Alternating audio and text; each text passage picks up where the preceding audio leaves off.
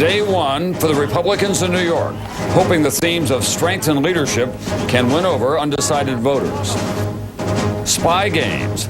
That Pentagon analyst who may have given U.S. secrets away. Some insiders wonder whether there's more to this investigation than meets the eye. Lifeline. New questions about one of the top-selling cholesterol drugs. Are high doses the right prescription for patients at high risk of heart attack? And the fleecing of America. Why is the government spending millions of your tax dollars for bad deals on good cars? This is NBC Nightly News with Tom Brokaw. Reporting tonight from the Republican National Convention in New York. Good evening from Madison Square Garden, where the first night of the 2004 Republican National Convention gets underway with speeches by New York's former mayor, Rudy Giuliani, and Senator John McCain, two Republicans with more moderate views on many issues than these delegates, but two Republicans with big credentials when it comes to the major theme here this week, leadership in the war on terror. As polls in several key states show an uptick for President Bush this week, he will be portrayed as the man best equipped to lead the country during dangerous times. Will it sell?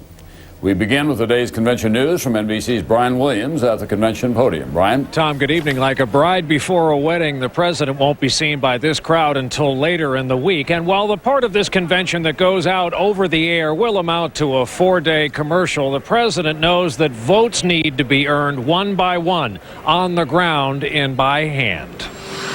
The president has miles to go before coming anywhere near New York. Today, it's New Hampshire and Michigan. I'm asking for your vote because there's more work to be done to make America a safer place. The strategy of the traveling White House is clear. Make no mistakes. And after months of playing to the GOP base, start aiming toward the center. Inside the hall, the Vice President, Dick Cheney, arrived to a rock star's reception just as the ticket was formally nominated and the roll call of states got underway. This is the delegate from Ohio. The gathering Republicans are buoyed by the political state of play in the states that are in play. 4 polls in Florida show momentum toward Bush away from Kerry. Bush leads in Wisconsin, a dead heat in politically vital Pennsylvania. Kerry is ahead in Iowa. The president believes he seized the momentum by saying, I'm a strong, decisive leader. You may disagree with me, but now's not the time to change leadership in the White House. Outside, the city is in virtual lockdown. All major streets have lanes reserved for escape routes for official traffic. When the vice president's motorcade came through Midtown Manhattan this morning, everything was frozen for blocks on either side. Most intersections have at least 2 NYPD cadets armed only with flashlights, but an officer is never far away. All 37,000 on duty, all leaves canceled. New York and the terrorist attack here will be a constant theme. Speeches will be about the president's strength, his leadership after 9/11, protection of the nation, the themes they hope to use to win another 4 years, 64 days from now. So 64 days, 60 in all when we're clear of New York, of real head-to-head campaigning in this race that more and more predictions say will be decided in the last 10. Tom? Thanks very much, NBC's Brian Williams on the floor of the convention tonight. As Brian mentioned, this convention is designed to appeal to swing voters who are much more moderate than most of these delegates here in New York. NBC's David Gregory has more on the men the Republicans are deploying to do just that. Live from Madison Square Garden tonight, the softer side of George W. Bush's Republican Party. In prime time this week, what one GOP insider calls its moderate stars. McCain, Giuliani, and Schwarzenegger all have huge public approval ratings, but all sharply disagree with the party's platform on issues like abortion, stem cell research, and gay marriage. Democratic critics say the president is using these moderates to pull a fast one on middle-of-the-road voters. And he's leaning on them to carry him through and basically to vouch for him that he's not as bad as the 4 years you know of his record. To critics, it's reminiscent of the convention 4 years ago, when the Bush team highlighted another moderate theme. It is to put conservative values and conservative ideas into the thick of the fight for justice and opportunity. This is what I mean by compassionate conservatism. Polls show most of this year's delegates are far more conservative than the moderate face the party is putting on. But David Stork of Florida doesn't mind different points of view if it helps the cause. You have to realize that if we don't win, we're not going to have a chance to even get close to those values. Campaign strategists say the goal all week in New York and here on the campaign trail is to attract undecided voters who tend to be more moderate. The White House thinks that group is as small as 6%, but in a tight election, that's crucial. In fact, for weeks, Mr. Bush has traveled the country with McCain, Giuliani, and more recently, Democratic Senator Zell Miller in search of swing voters. A sign, say GOP strategists, of how much support the president already has in his conservative base. I think the moderates are the final part of the coalition that Bush needs to put together to win. Tonight, the primetime sales pitch begins. David Gregory, NBC News, with the president in Taylor, Michigan. As for the Democrats, they're breaking the tradition of staying largely out of sight during the opposing party's convention, and instead they're jumping on some of the president's new comments on the war on terror and the war in Iraq. That story tonight from NBC's Carl Quintanilla. In front of a home state audience, Edwards today tried to capitalize on the series of mistakes to which the president has admitted in pre-convention interviews. The president acknowledged just the other day that he miscalculated the way in which he waged the war in Iraq. He believes that he may have won the war too quickly. And admissions that may now give Democrats a foothold on foreign policy, which for weeks has been the basis of Republican attacks against John Kerry and whether he'd still vote for the war. That's an important question, and the American people deserve a clear yes or no answer.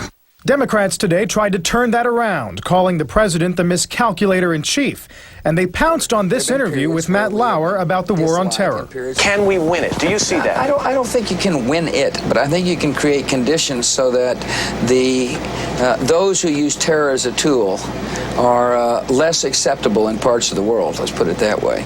Kerry, windsurfing on Nantucket today, responded this way. Do you think the war on terror can be won? All of this might be even more damaging for Republicans if it weren't competing with the convention hype, and if John Edwards came with stronger foreign policy credentials. Edwards has no military experience or background whatsoever, so it makes it easy for the Bush campaign to come back and say, well, who cares what John Edwards thinks about this? Edwards has developed into something of an attack dog for the campaign, abandoning his sunny persona from the primaries and defending his running mate. Stop these ads. But it's Kerry who'll give a major address on Wednesday, and tonight his campaign pressured the president to acknowledge other issues. the truth is he's miscalculated in many ways that he has not talked about. Issues Democrats hope won't get lost in a convention that isn't their own. Carl Quintanilla, NBC News, New York.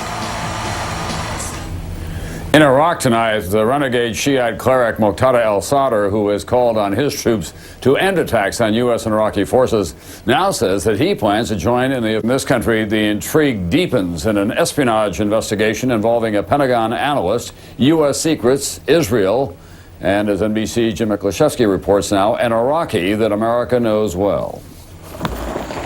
Up next, NBC News in Depth tonight, my conversation with the president's chief political advisor, Karl Rove, on the opportunities and the challenges that this week will bring. Later, the fleecing of America, the federal government's huge fleet of cars and vans and other vehicles. Why can't anyone remember where they all are? NBC, a very special Dateline, Jane Pauley. I burst into tears. Her private battle with bipolar disorder. You know, it turns out Jane Pauley's life wasn't charmed. The Stone Phillips interview. It was an incredibly well-kept secret. Dateline Wednesday, 9/8 Central on NBC.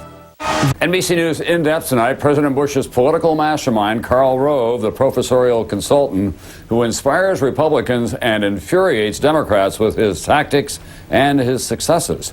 He joined me in the NBC booth this afternoon, and I showed him some critical issues for the president from the latest NBC News Wall Street Journal poll. He's at 36% in the right direction, wrong track of 50%. That's up 2 points. Iraq, was it worth it? Again, the public is saying not worth it, 43%. And then this interesting question on the economy, Mr. Rove. Is the middle class, is it improving or not improving? Those are tough numbers. Well, look, I'm not certain I agree with your numbers as being indicative of anything. What was the right direction, wrong track for Bill Clinton in October of 1996 before he scored a big victory? 39%. Here's the bottom line. This election is going to be about a couple of big issues. One is going to be about Iraq, and another one is going to be about the economy. And it's going to be not a question of one person, but it's going to be a question of two and the comparison between the two. You and I were watching before we went on the air the scene of the president at Ground Zero. That was a riveting and iconic moment for him. But I gather we won't be seeing a lot of the video of the president on the Lincoln in his flight suit with mission accomplished behind him. Well, I think you'll hear a lot from this president about Iraq and about getting the job done in Iraq. It was a great moment. It was a good speech. We honored properly the sailors on the USS Lincoln. In the past week, the president has called the war in Iraq a catastrophic success. If you were the parent of a child that had been lost in Iraq, and you heard a president say it was a miscalculation on my part, or it was a catastrophic success, which means it's a catastrophe as well as a success, wouldn't you be outraged? No, look, let's put it in context. When he was talking about miscalculations, what he was talking about was writing a war plan and executing the war plan. I've met a lot of these families. They have confidence this president is going to finish the job. Another issue that has blown up in recent weeks, of course, are the anti-Kerry veterans of Vietnam, the so-called Swifties. Right. The president has said he does not believe that John Kerry lied about his service in Vietnam. So the president, in effect, is saying he believes John Kerry and not these guys. Well, the president has said he wants all these ads down. This is not an issue that he would have raised or did raise. He wants all these ads down. I remind you that these 527 groups have spent $63 million trashing this president with some of the most scurrilous advertising. So it's okay with you, however, if they continue their ads? We'd like all, I just said, we'd like all the ads and activities of all the 527 groups to end.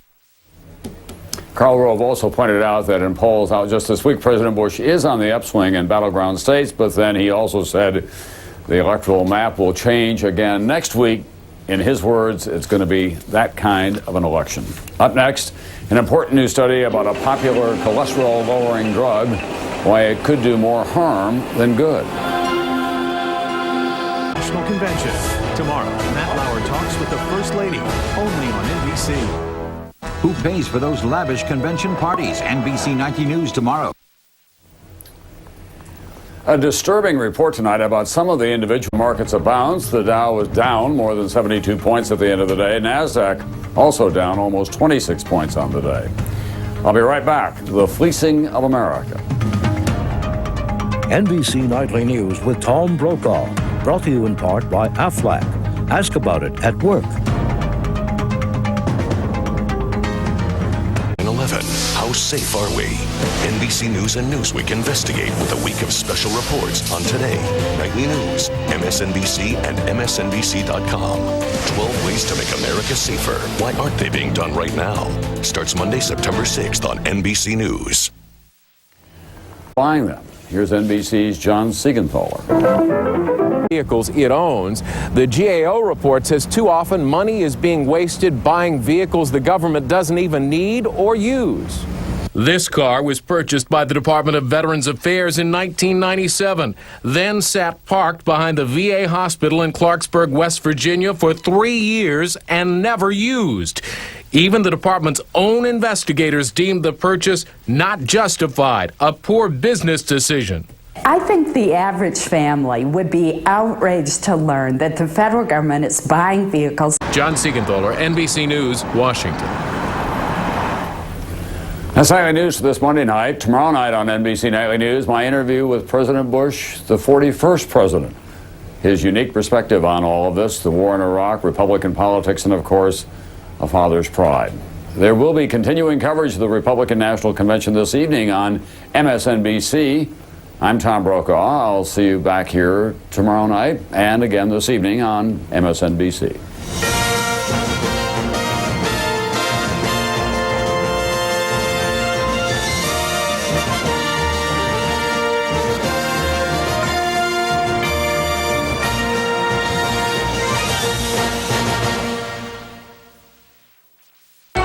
Nightly News. News is a presentation of NBC News. More Americans watch NBC News than any other news organization in the world.